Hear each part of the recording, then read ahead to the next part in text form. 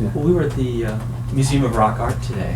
Where's that? Yeah, it's on the corner of, in fact, I'll give you Paul's card right now. Paul, this is on videotape, so you can see I did it. It's the guy who runs it. He has and he showed me the Star Art book and some of your work.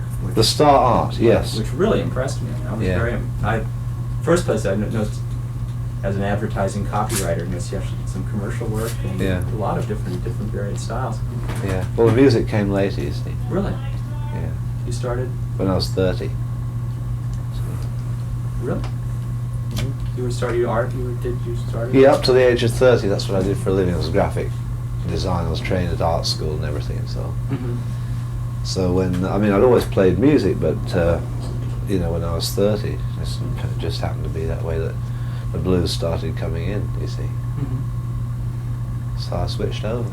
And you still take it and you still paint and work on it? Well, since my house burnt down with everything in it, obviously you start having to rebuild everything and doing, first of all, you know, building instruments and furniture, and you know, when you start at the beginning again.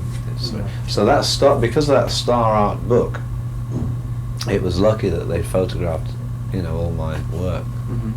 And I mean, the book's got 48 pages in the section on me, but in addition to that, Debbie Cheshire photographed a whole bunch more, so they are on negative, so thanks to that, otherwise, you know, everything would have been lost, there wouldn't have been any record of it. Music, I got my albums and odd private tapes keep filtering back over the years from friends, say, oh, you know, I have this tape, you know. So all that part of it is, I won't say replaceable, but at least there is a record of it. Well, I'm interested in a musical artist and an artist, and the difference. Did you find much in common? Not really. You know, in all fields you're forever learning. You know, you're never that good, but you keep trying. And you know, art is a part of me, and the music's part of me, and those things always have been. So they're just parts of vehicles for you to express yourself through. I noticed that some of the drawings from very EC Comics, Weird Tales. You did a couple of. Oh yes, with the knives in the neck and all that stuff. Yeah, that was when I was. Those were pretty. I was about 13, 14. So I used to get Weird Tales magazine and started doing all those things. What's impressive is the difference in a lot of you. I mean, it's. I have to say. Well, I'm schizophrenic. strange. I'm strange. No, it's like 10 different people doing it. But some of it looks like Leroy Neiman. I mean, there's colors. Yeah, I loved his work. And then others, it's quite impressive. Yeah, there's carving and these are my just hold this here. You don't have to switch off because I'll do. See that? These are new bits of. Oops. There goes mixed coffee. But these are the newest pieces. Just get a good shot. John, you direct the action. Pardon? That's good. Yeah. But I mean, this is the harp case. So we've got all the keys in there. That's beautiful. Then you set that up on the top of the piano, so I get to see what they all are, and then they can see that. So they see your name. They say, Yeah. John Mayall. Close it up.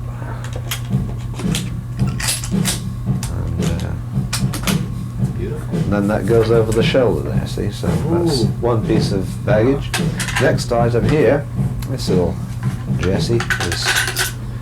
This is a harness that I built to, to play piano or guitar and harp at the same time. The box came later because I had so much trouble designing and carving the thing that goes on my chest. I didn't want it to get broken, so I wanted to make a nice box for it. So it's in several pieces. I always feel this is somewhat like a James Bond thing, where they open these things and assemble these bits. That's the lead. This is the part that holds it all together. You'll be seeing this tonight, but no, this is great. So no matter what shape I get in, like if you get fat or thin, it's built to the rib cage, you see. Whereas the other ones I designed before went over the shoulders and they got rather smelly under the armpits and all that. A bit distasteful. So that goes there. This holds the harmonicas. Goes on there. Lead obviously through there, connects up there. So That's wonderful. both hands free That's and great. off you go. That's great. So Blues out, as they would say. blues out. Would you Sure. consider yourself retired the last few years, or? No, I'm on the road all the time. Really? Yeah, keep knocking out albums, and because of the recession, people who owned record companies or belonged to them, they're all sort of disintegrated. But no, I'm on the road all the time. Maybe 3 tours a year. Last year we did 3 months in Australia, which is where I'm going on Monday. Ah. And then in the summer I went to Memphis and did a new album with Don Nix producing it. And that band was the Memphis Bluesbreakers, all guys from Memphis. And we went to Italy and did a 4-week tour there. Came back and then started putting this team together, rounding up the original Bluesbreakers. And that's it. Then on Monday we're off to Australia for 3 weeks. And there's been really so much interest that, obviously we're going to do a lot more of this. But when we get back, obviously, John's involved with Fleetwood Mac and he has to be around and finish off recording and then go on the road with them. So everybody's schedule has to be worked around, which is not too difficult. No. So, certainly, quite encouraging to see how people have reacted to the reunion of the Bluesbreakers. That's been, I guess, totally positive. Yeah, it's lovely. So everything's sold out tonight, and Australia's sold out. So obviously, when that situation happens, you've got plenty of stuff going on. You must be very, I would think you'd be very proud of just the people you've worked with and how the successes they've made in your Oh yeah, career. absolutely. It's it's a great family, really. And you never know where you're going to run into them. Is there any things you look back on and you really think you're sort of your proudest moments in that respect? No, not really, because I just love life, and I always have a good time, and I'm always proud of what I do, and just have a good time and make music, be creative in every other field I can do it, No, life is just great. How did you first, again, I'm going through, about Nick, but after the Yardbirds, Eric, did you know Eric Clapton way back when, before the, John, are we going to Bob, should I get the shotgun? Bob's about as good as you can do. Okay, well, it sounds like, We're over here, yes. oh well, this is like that backstage It's all rock and over the roll news. deal. But, how did you and Eric first meet? Eric? Yeah. Just by chance, really. I mean, London was really seething with embryonic blues bands, and so we were all travelling the same motorways and same transport cafes and so forth. And I ran into him because we were all doubling and playing at the same clubs, and he was with the Yardbirds then. So that's where I first heard him. And then I seriously heard him on the B-side of that Yardbirds single, For Your Love, and it was, I forget the other side, but it was just a guitar feature. So very quickly after that, that Yardbirds single became a #1 single, which is exactly what Eric didn't want to have anything to do with, charts and all that. So he left, he didn't want to have any of that hit parade stuff. So he left and he joined me. Are all the rumors of him locking himself up and doing nothing but playing the guitar for a year just that? I have no idea. You'd have to ask him about that. Obviously, I never saw it, because You would play? if he locked himself up for a year, who was it Well, that had in the show up, band? we heard about that. No, that was just occasionally he wouldn't show up. But it was, occasionally also very difficult, we're all travelling up and down in the van. Mm-hmm. No, they're great old stories, but they're still happening today. You know, That's you're the still thing. at the mercy of motors and things breaking down and planes being delayed. It's the same thing. It was just smaller scale, really, but everybody did it. That was their whole philosophy from that, and I think that you're proof that there's another side to that, which is, you know. Well, I mean, that's their structure, and I guess that was. I know I've seen that happen a lot with bands, but mine aren't like that, you see, because there are no rigid set tunes. It's just the blues and rock and roll, and it's always very loose, and it's always really different every night.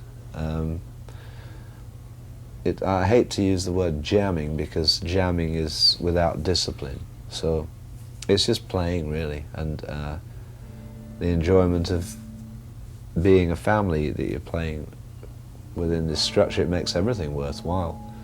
And if you pick the right people who are a family, they're the people that you'd most want to hang out with anyway, socially, which is not the case in a lot of bands who can't stand the sight of each other, but they're still doing it because of money or of whatever reason that they're trapped in that situation.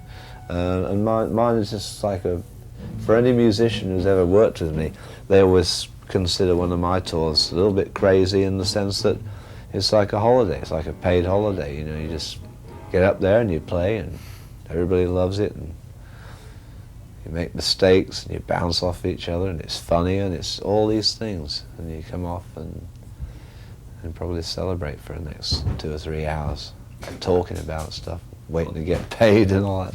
Well, Yeah. it's interesting, you know, Mick coming from the Stones and John coming from Fleetwood Macs and Insanities of those collective tours. I mean, it must be a wonderful. Yeah, well, it's different for them in the sense that they don't. There's no roadies, no crew. There's no bodyguards. There's no all these hundreds of people who are involved there. When we go into Australia, there's only the actual 4 musicians and 2 girlfriends are going. Why do you think And that's it. And then when we get to Australia, they will supply, 3 roadies and the equipment and the hotels. They'll take care of those. So, it's just, it's nice. Australia is very nice now. It's the middle of their summer. So we escaped the cold, get a good suntan for 3 weeks. And we got about 4 or 5 days off in 3 weeks. Just seven concerts, and then 1 day off, and then another 5, and then another 2 days off, that kind of thing. Do you think that those bodyguards and that sense of the structure and the weight, the mammoth weight of a mega tour, gets in the way of the music, and is really all that I necessary? really don't know. I've never been in one, you see. Mm-hmm. I've only seen it, that's all. But I'm sure you've. It's different. I mean, from what I've observed, it is totally different. This is fine. You can mingle with the people. They're not going to hurt you. You can touch them, and they can touch you, autograph, and whatever. You're in amongst those bodies, and it's great. But if you start getting scared or paranoid about them, then there's a big wall that comes. That's what I'm wondering. Is that down? You see. What starts that? And if that isn't I don't know. necessary to being talented. It probably. I don't know. I say it's something I know nothing about. I think of Eric Clapton, who was just. But he'd be able to tell you about it. Well, if he doesn't, but he's someone who's never gone after it yet. He's probably a victim of it, and it seems in a way too bad, because someone who's a musician who obviously really is a musician. It's what I do. I do my work, and yet he's a star. Well, it's one of those endless things, you see, and talk about philosophically. But I mean, I don't. I say I'm working all the time, so yeah. I have a good time, and make sure they do too. Oh, so. Okay. That comes up with it. Well, that does food time. Food. John, thank you very much. Okay then. Whoop. Oops, Let me pop this off there. With these iron. How does everyone fit to the show? What questions? Oh, it's about touring. What's what he does. I know it does that,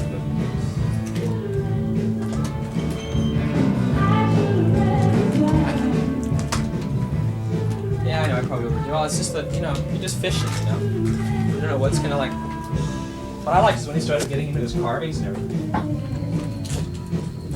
Oh, I thought the two shot when they were talking about Eric, that was great.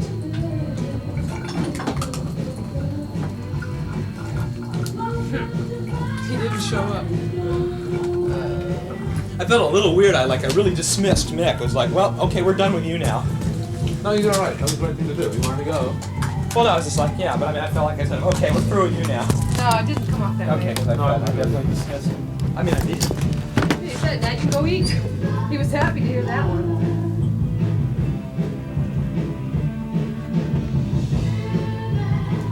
God, I just hope the audio is good on these things. I know who I'm going to blame if it's not. Oh, I wonder who. Who, me? Who, me, Mr. Producer? But that's when it's producer's responsibility to check on the production crew. A good producer Always checks. always checks to make sure that Doesn't let him fuck up and be stupid. God. He was very nice. I was thinking, I was kind of scared. Well, yeah, I'm just We need this. Shut Oh, up. sorry. Huh. That was clean up.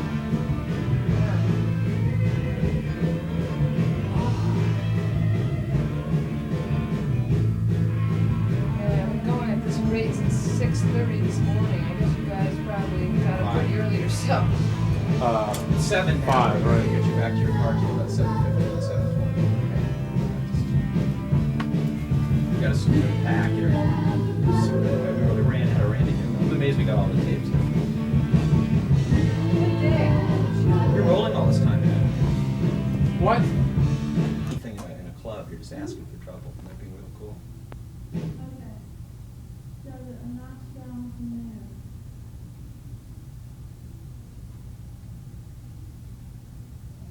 I mean, I was kind of wandering at the end. I was burned out. Too many interviews. In a row. Well, Newman's a tough. I mean, Newman and Mayall are tough. Newman's are tough. Newman's a toughie. I mean, he's just a very sharp guy who'll either give you a great interview or will just say "fuck you." I love that line about what is it, Mr. Hitler? What did he say when he says filling out the release? Dear Mr. Oh. Hitler. Oh, this is great. He was asking, you would have edited it as in, how did you feel when you met Hitler? And his answer would be, oh, I enjoyed meeting him. He was How did you feel when That is funny. He's a good guy. I like Randy Newman a lot. yeah, he was really honest. He's the kind of burned out fellow, but he was really honest about it. Played my favorite song. I loved it. Well, it's good. We hope we got it. You know, with Eric writing the audio. I don't know.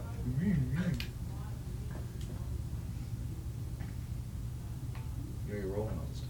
Yeah. I think you're getting a little carried away in this job. Yeah. So tonight's his first night, Mayall, playing here, and he's playing what? Tonight? What? Thursday, Friday, Saturday? Just 3 nights?